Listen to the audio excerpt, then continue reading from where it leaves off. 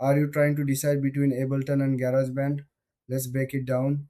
In this video, we'll compare these two popular music production tools. Both are great for creating music, but they serve different needs. Ableton Live is a powerful digital audio workstation. It's used by many professional musicians and producers.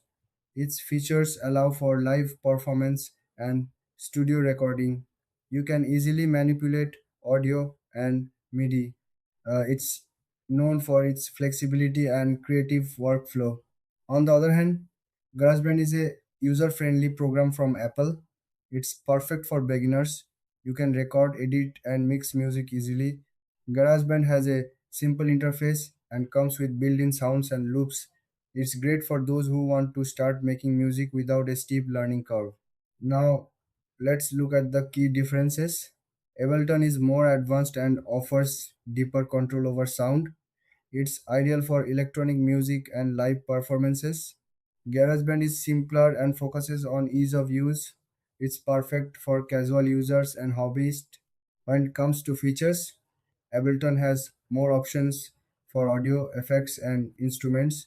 It also supports a wide range of plugins.